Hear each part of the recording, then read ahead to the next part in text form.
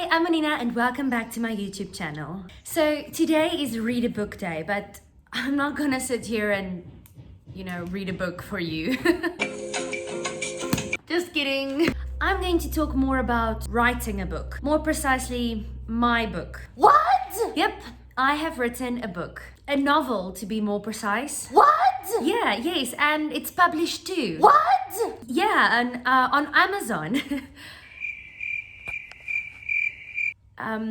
Writing a book comes with many challenges, but I struggled with 5 the most. Number 1, you guessed it, writer's block. How do I overcome this? Well, to explain the intricate weirdness of my brain, I should probably tell you the story of how I started writing a book. I had a dream. No, seriously, I had a dream.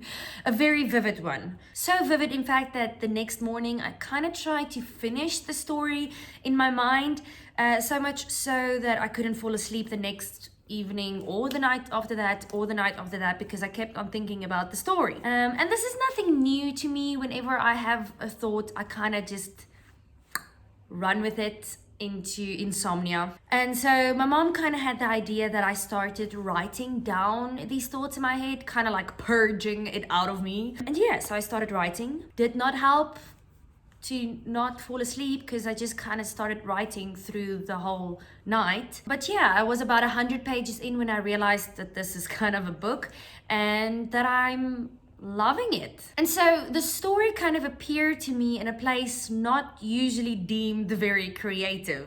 So yeah, I get my best ideas and I'm supposed to be sleeping, waiting for my conditioner to set in and reenacting some of the scenes in my car.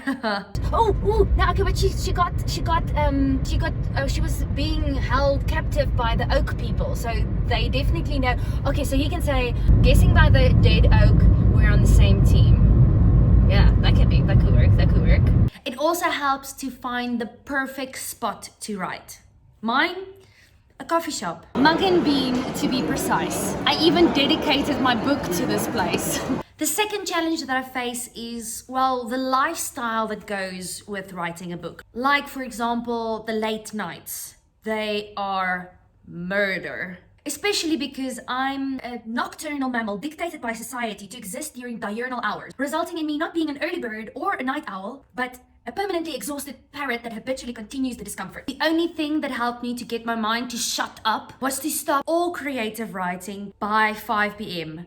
at the latest, and even that's pushing it. Another lifestyle issue is the hunched back and the tight shoulders and the inevitable shrinking from sitting hours in front of a computer. Best thing for that is the Superman, or in my case, the Superwoman pose. You know the one we hate almost just as much as burpees. And finally, after many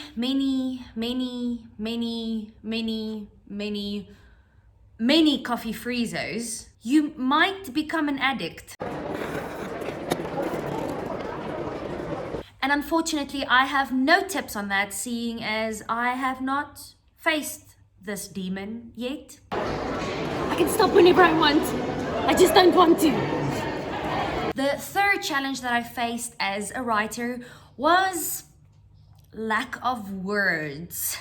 He was a very big man with a very big nose that covered most of his very big head. Guys, if you consider yourself as a writer, don't feel bad if you need help. Mom, what's another word for very big?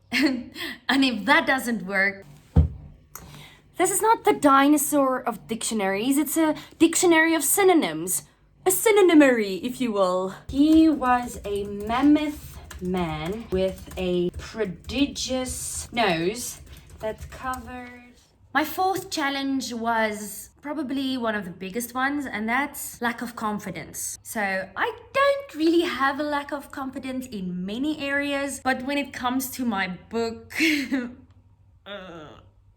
I don't know, it's like having things written down black and white. It's like very permanent and it's very like unforgiving. So if a book sucks, it's like So after the book was finished, I got an editor, which was kind of nerve-wracking already to send it to somebody, but it was a stranger and she was literally getting paid to read my book and paid to fix it. My biggest lack of confidence came in after everything was done and I had to actually publish the book. I did think about getting a publisher, but in South Africa that's not very easy if it's an English young adult fiction. So I decided on self-publishing, which is kind of easy to do. You just kind of like put the book on the internet, but I couldn't. So how did I fix that? Well, I did have a lot of support from family members and friends, especially one friend.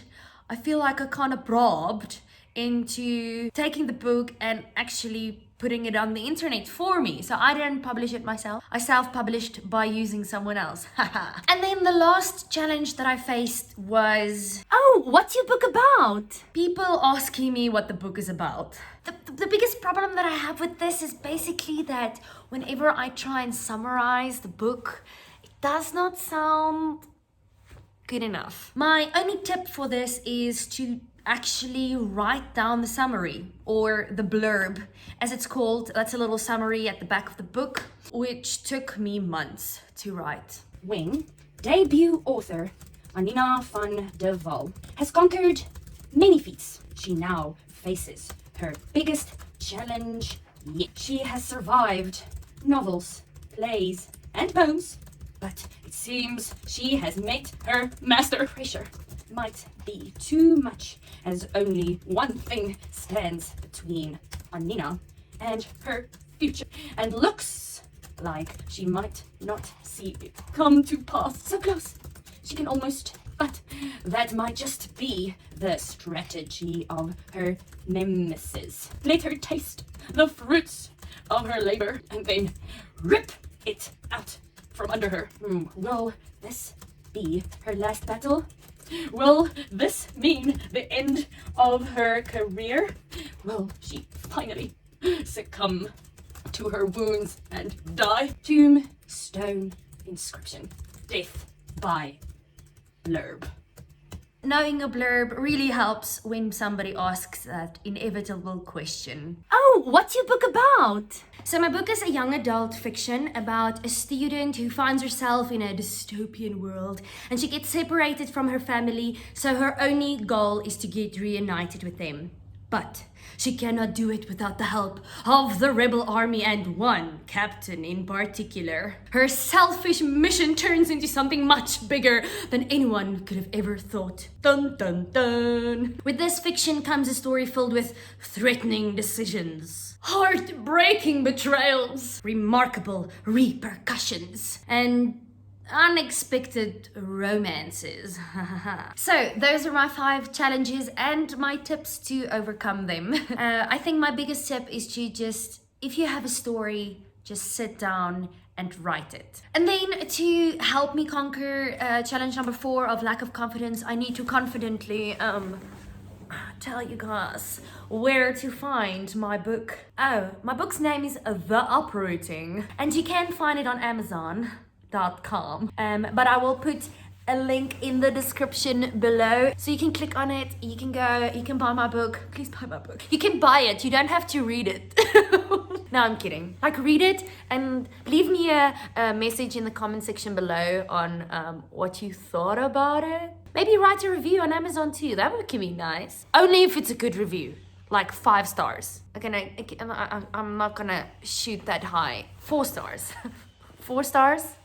Yeah, like anything between 7 to 10 out of 10. And if you really hated it, you can tell me that too, that's fine. I'll take that in consideration as constructive criticism. Other than that, if you want to see more tips and more random videos from me, please hit the like and the subscribe button, and I'll see you next time. Bye!